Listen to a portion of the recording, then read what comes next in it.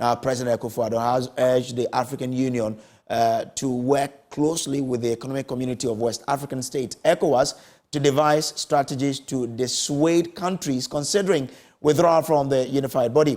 Now, the call comes in response to Mali, Burkina Faso, and Niger's recent decisions to exit the regional bloc. Listen. There's plenty of early warning information. Every country has intelligence services, and these agencies report on the threat and risk profiles of our countries, regions, and continent.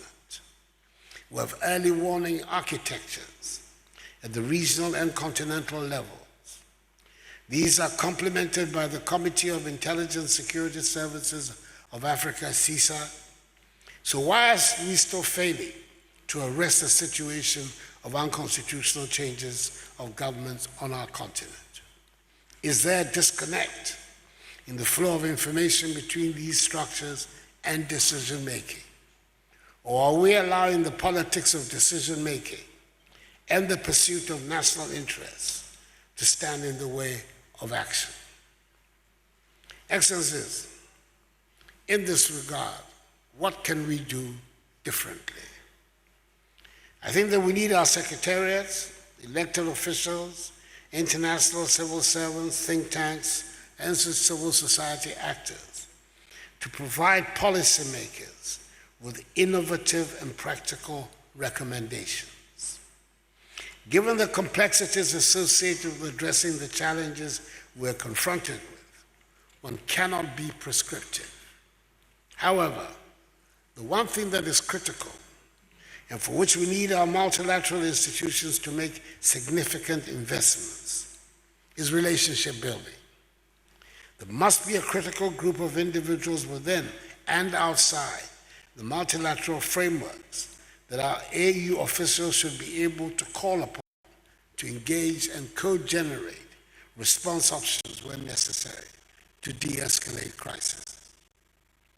Permit me to commend the AU Commission for the comprehensive report on peace and security it presented to the Assembly of the Union in February. But I want to challenge you to go further than the diplomatically couched recommendations to provide the Assembly with critical points on what they must do. There is a reason why the ensuing discussions on the report are held in camera. Our secretariats cannot tell us what they think we want to hear. That approach has not changed anything to date. We need to explore new territories. They must discharge their mandates to tell us what we need to know by speaking the truth to power. It is important to note that multilateral institutions are only as strong as how member states make them.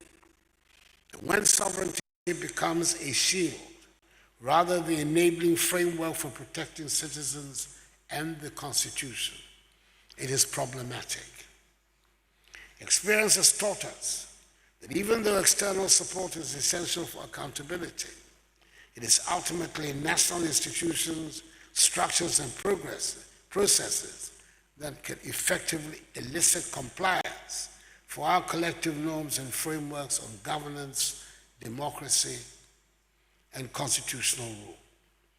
The AU and our regional bodies must invest in developing our national institutions and empowering citizens with the requisite knowledge to demand compliance and accountability from their governments.